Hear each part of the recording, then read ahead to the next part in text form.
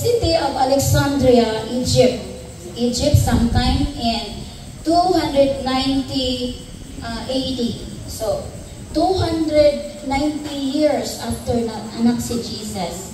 So, na siya natawag. So, na siya sa 2nd century, si Athanasius.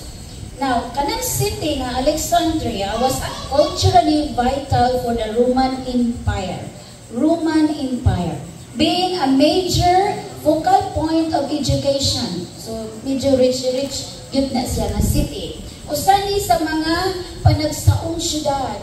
Ano man, kay naay daghang leaders nga gikan sa mga pagano, mga pagans, Hellenistic Judaism, and Christianity. Nagsagol ana nga lugar. And all drawn to the city's philosophical schools, indot man silang schools, and the well-known library of Alexandria. So daghan dito gyud nga mga nerd, mga Brighton, na pa dito ang mga leaders sa Alexandria, Egypt, ani nga time. So limited ra ang atong mabawan ni Athanasius about his education and his family. Kay wala man kaayo wala kayo gi-elaborate sa mga historian ba ang iyang before, ang iyang pag-eskwela, ang iyang family, pila sila kabuo, asa siya iyang mama papa wala. Pero ang atong tan-awon karon ang earliest concrete evidence is when he entered the service of the Bishop of Alexandria. So, si Athanasius, he's a bishop. Athanasius, move. Up, down, forward. Adik ko kamadrish kanya. Okay. Now, Athanasius learned his theology and pastoral skills under Alexander. Sa Alexander, mauna siya ang bishop ani nga time sa Alexandria. So, si Athanasius, under siya, deacon siya ni Alexander. So, he learned his theology as pastoral skills under Alexander as a deacon, and eventually served as his secretary. So, secretary siya ni Bishop Alexander. So, nasa sa Alexandria, kunya ang bishop po sa Alexandria, si Alexander. Kaya ayaw mo kalimot, ayaw mo libog ana lugar Alexandria, ang bishop nga time si Alexander. So, secretary si Athanasius ani nga time. So, he shadowed, anino lang siya. He shadowed the bishop during the rise of the struggle against Arianism. So, later ako na i-explain ang Arianism. Kay mutakol ta karon og Arianism, was Arianism and also the Nicene. Kay ngano man why si Athanasius nag-stand siya as zero compromise. Giunsa niya nga ka-reach ani nga syudad nga daghang bright nga makita na to ba mga hawd ang mga tao dito. Pero ning rise up yun si Athanasius. Kay Arianism.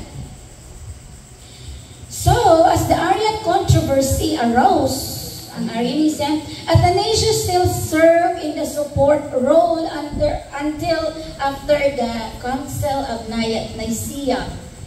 Later, magabalulata later. He would later follow Alexander to the bishopric of Alexander. And much of his fame, ang pagkanahimagit siyang ilado, kadto nang na-champion siya ng daghan mo debate, magod na siya later pa. He championed orthodoxy against the ongoing efforts to support some of Arius' conclusions. So, kanang Arianism, gikan na siya ni Arius. Kana si Arius, pare po na siya. Pero lahi po ang iyang pagka-interpret sa Biblia. Some issues sa Bible, especially ang Trinity. Okay, so nearly all of Athanasius' work come from after Nicaea and were used to clarify, defend, and encourage the orthodoxy of the Nicene Creed. Kaya ang Nicene Creed na sila ang Nicaea na sila Nicene Creed. Ang Nicene Creed na sila mga faith, na sila i-memorize, na sila faith, na. Okay, so Athanasius has zero compromise over Arianism and the Nicene Creed. What was Arianism? Okay, kani, kay mo magib ni ang gikuan ni Athanasius. Unsa di ay ng Arianism? Ang Arianism kay dili na siya filosofiya nga nikalit lang og abot. It came from a context based on one hand on a reaction to earlier heresy, sayop nga pagtulunan, or opinion contrary to the orthodox religious belief. Kantong sa Christianity yun, sayop ang iyahaba, ang kanang Arianism, sayop siya. So wala pa ang Arianism na ay, before pag sa Arianism, naapagilain nga ning abot.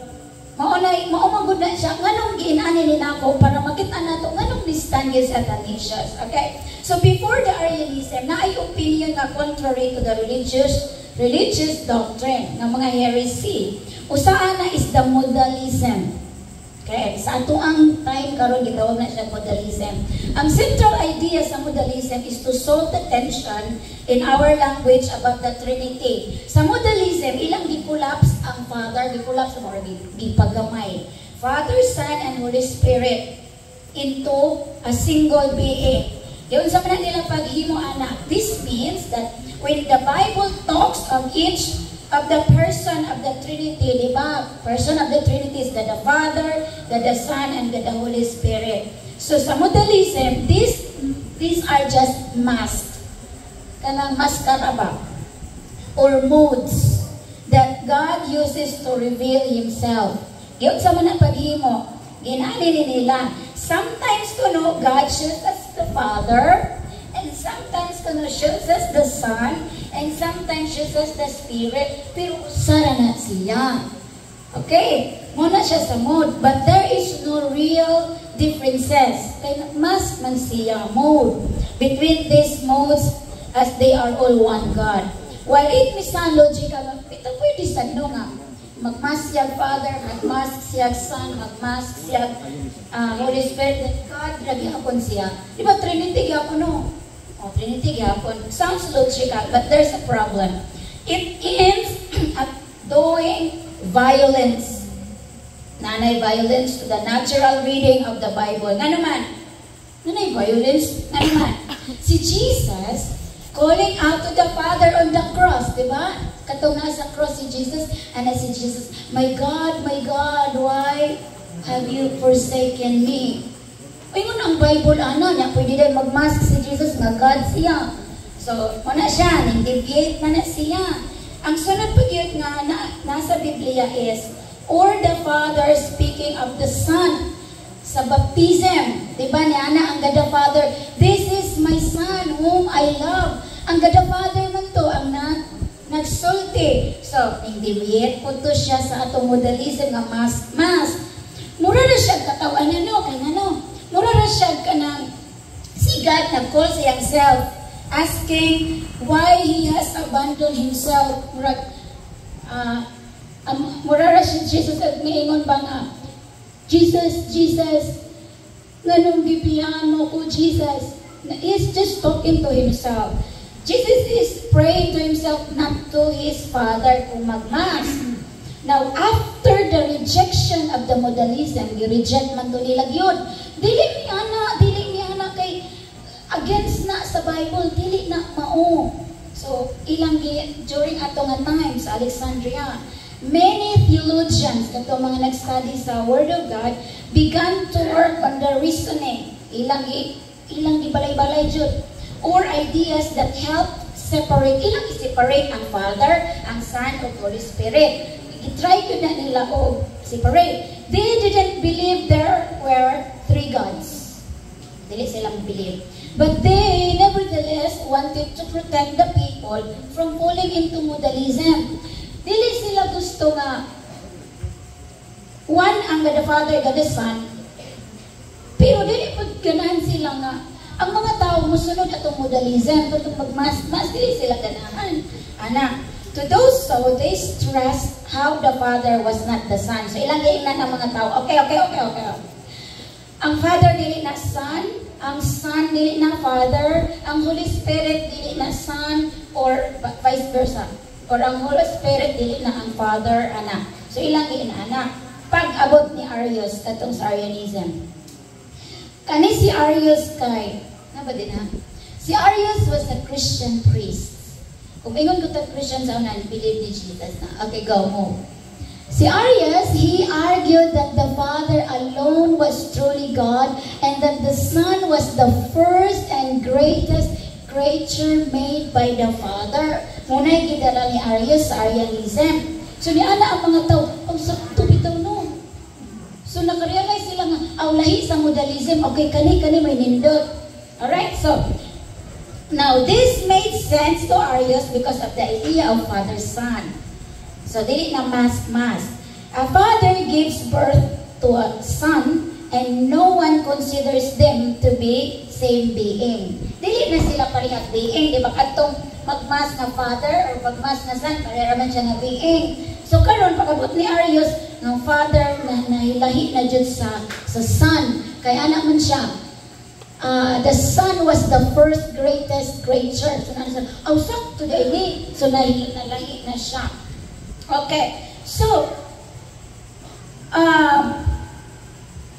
Arius' idea stressed that the Son, dawa sila.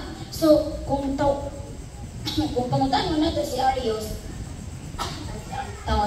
if you were to ask Arius, if the Son was really God, maingon si Arius, no, dili God ang Son.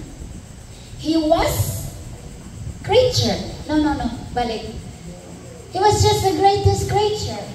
Next Arianism. Made by God to accomplish the salvation. The Son is more like us than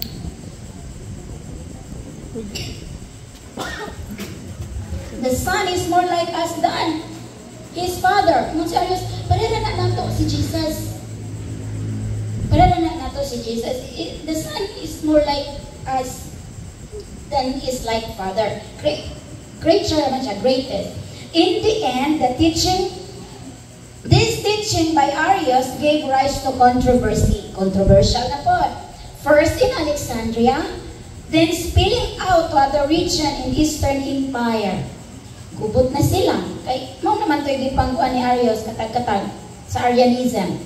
In the end, the need for council na mag-meeting na taani. Dili na ni Mao, mag-meeting na ta.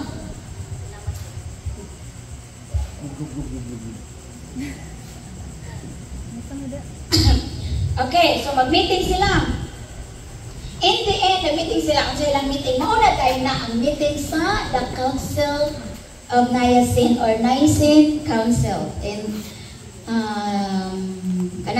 century, 3rd century. Now, the Nicene Council was representing a number of different Christian churches. Kaya nayagaw naman sila.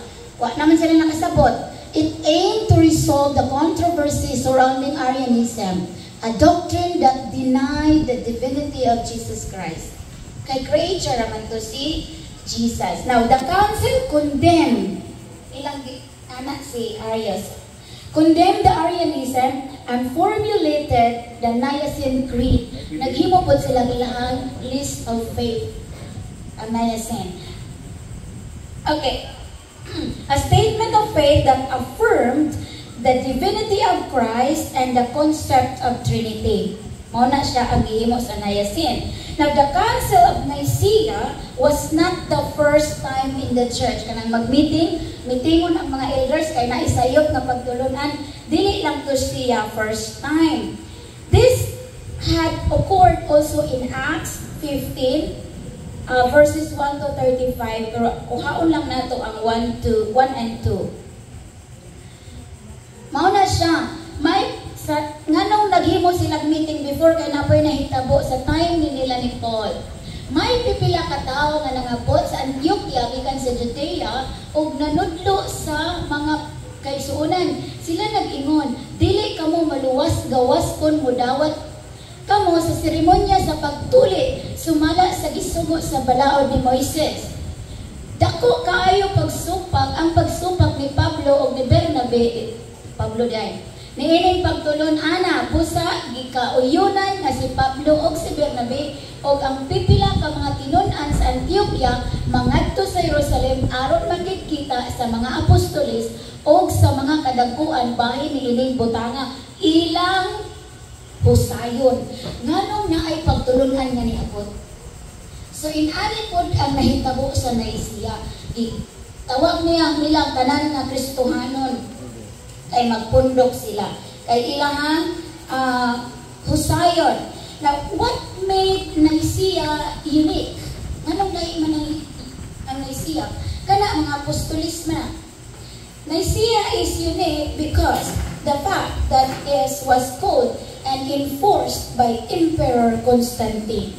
Kailan ta ni Emperor Constantine sa atong history, world history? Okay. Si Emperor Constantine, and it attempted to bring together bishops from all known parts of the Christian world. Iyang ipundok diri biya unsa man ang mga pagtulunan nga nagkalaylay ani. So this was not regional council. But one that would attempt a universal answer to a theological problem. Sa theology ba? Ilang husayon. So the council met and heard the claims of both Arius and Alexander. Naa si Arius, naa si Alexander sa Nicea as a council.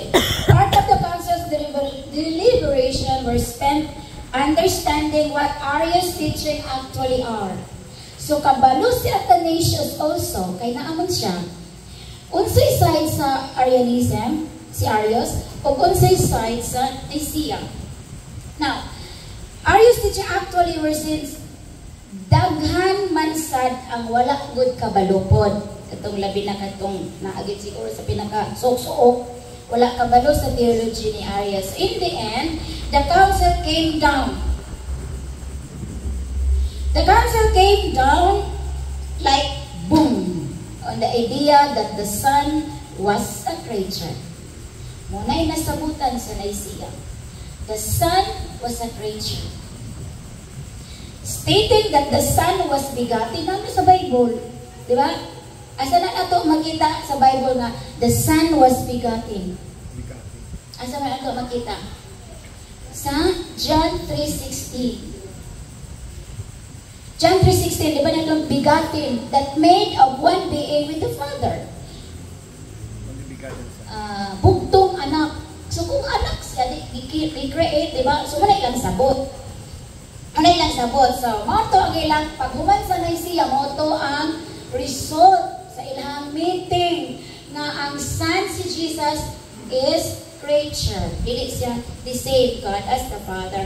So it is common to hear that Athanasius played a key role at the council. Na siya, naminaw siya. And had a handwriting creed. Secretary man siya ni Alexander, remember? So naa siya dito, nagsulat. But, di siya katingog. Why? Limited ang iyang pagtingog. Why? Secretary naman siya. Di ka mapil sa meeting, kaya secretary naman ka. So, minaw na siya dito. So the truth is actually the opposite. Natuo lang tag, masulat-sulat lang to dito si Athanasius, pero naanan to sa iyang kasing-kasing. He was still a secretary for Bishop Alexander and so almost certainly would not have been allowed to speak, much less shape the creed itself. Kung nasa creed, pwede ka, but no. So Athanasius was nevertheless shaped by the debate over Arius and his teaching. Nandito, pero namold siya ba? Nakapamalandong siya, nakatimbang-timbang siya. Like most of those present na naadito, he saw the problems, Athanasius, that come from describing the Son as creature. Naa siya dito. Nga si Jesus, creature lang na siya, created na siya. Namely, ang problem nga naadito, namely, he cannot be our Lord and Savior. Creature naman siya. So after the council was over and ang Arianism still on the rise in the East. Padayon ang Arianism. Athanasius would come to devote himself to championing the Orthodox teaching on Trinity. Nagpadayon siya og tudlo sa Trinity. If we say Trinity, God the Father, God the Son, God the Holy Spirit, God silang tulo. Muna ang gi-work out ni Athanasius. Now, Alexander died. What will happen? Namatay man si Alexander. And so, Athanasius was elected to the bishopric of Alexandria. Siya ang gipuli na bishop. His election was immediately controversial. Nga naman, because his age was below canonical age. Canonical ka ng piliunon siya. Around 28 years old pa man si Athanasius na ang mahimong bishop kay 35 years old man. Kanya siya ang mahimong bishop. So, unang controversial lang niya pagka-bishop. So, he was also the target of the opponent of the Nicene Creed. Kay mustan man siya.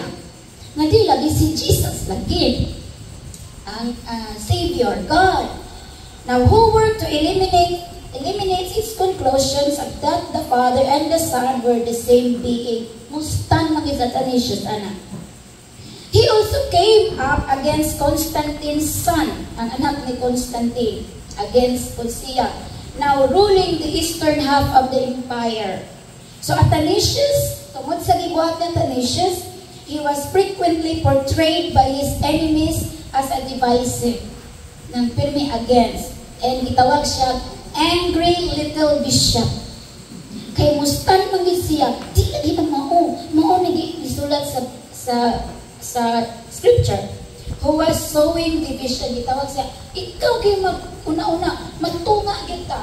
Kaya causing division, hindi man siya mo follow. Hindi siya mo agree.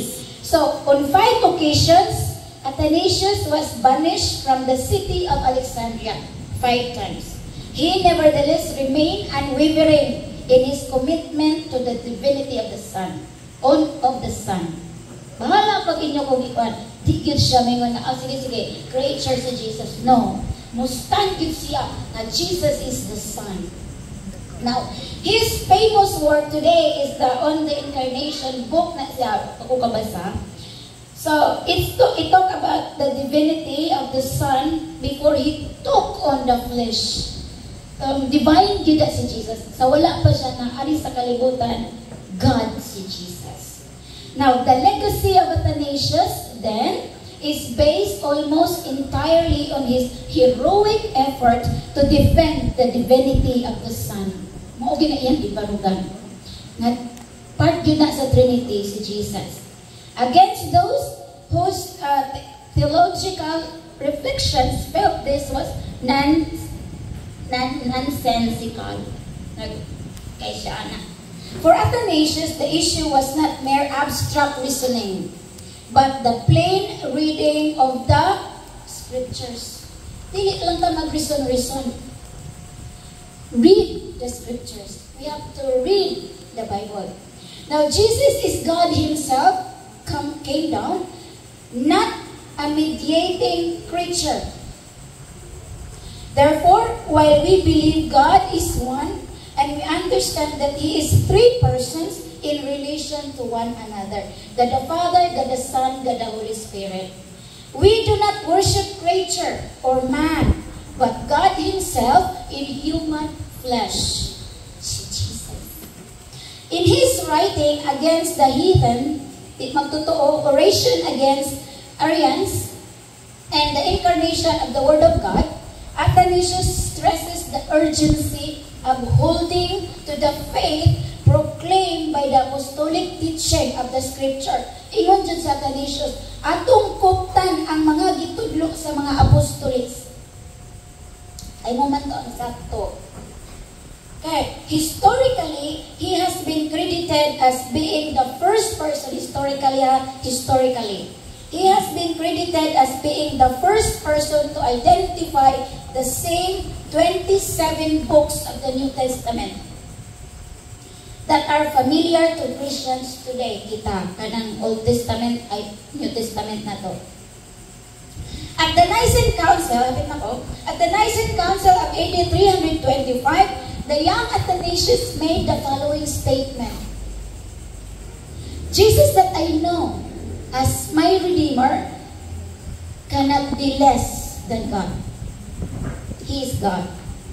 So this passion for exalting the eternal Trinity forced him into exile 5 separate times by Roman emperors. Because of that, di man siya, zero compromise. Di gid siya mo follow nila. However, as providence would have it, Athanasius returned unrestored. Di man siya mo compromise. So hantod na granted siya. Returned undisturbed to his home in Alexandria to spend his final years writing and preaching until his death at the age of 76. So, kaning stand mangyud siya, di mangyud madala, ipasagdan na lang siya.